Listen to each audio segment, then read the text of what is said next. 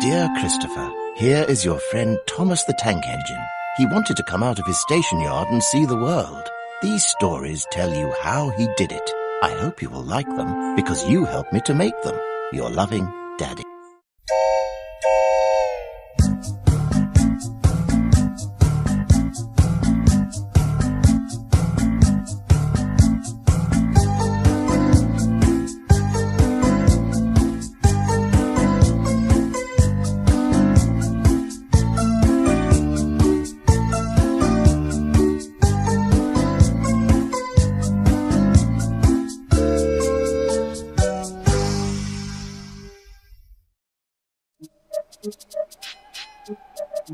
Thomas the Tank Engine wouldn't stop being a nuisance.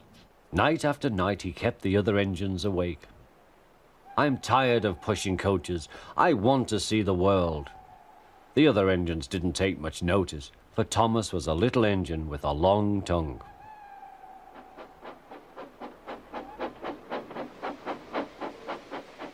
But one night, Edward came to the shed. He was a kind little engine and felt sorry for Thomas. I've got some trucks to take home tomorrow. If you take them instead of me, I'll push coaches in the yard. Thank you, said Thomas. That will be nice.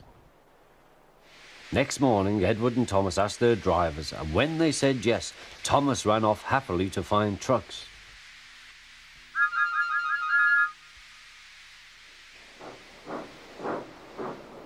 Now, trucks are silly and noisy.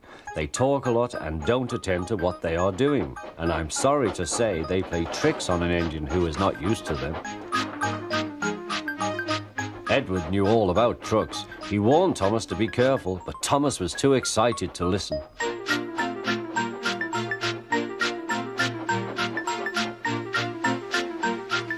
The shunter fastened the coupling, and when the signal dropped, Thomas was ready. The guard blew his whistle. Peep, peep, answered Thomas, and started off. But the trucks weren't ready. Oh, oh, oh, they screamed. Wait, Thomas, wait. But Thomas wouldn't wait. Come on, he puffed. All right, don't fuss. All right, don't fuss, grumbled the trucks.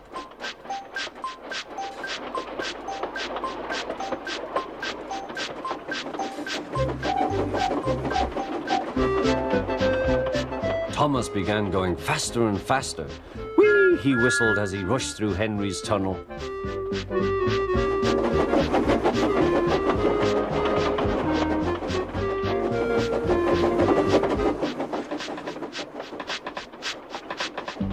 Hurry, hurry, called Thomas. He was feeling very proud of himself, but the trucks grew crosser and crosser. At last, Thomas slowed down as he came to Gordon's Hill.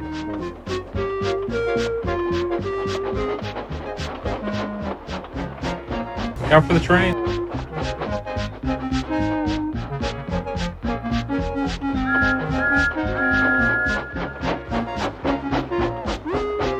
Steady now, steady, warned the driver as they reached the top.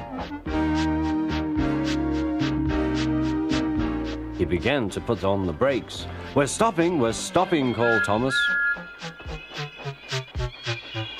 No, answered the trucks, bumping into each other. Go on, go on.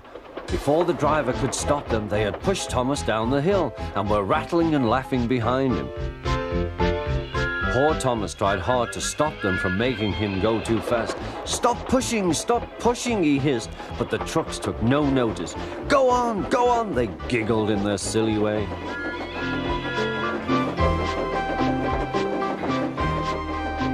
There's the station. Oh dear, what shall I do? He cried. He rattled straight through and swerved into the goods yard. Thomas shut his eyes. I must stop. When he opened his eyes, he saw he had stopped just in front of the buffers. There watching him was the fat controller. What are you doing here, Thomas? He asked.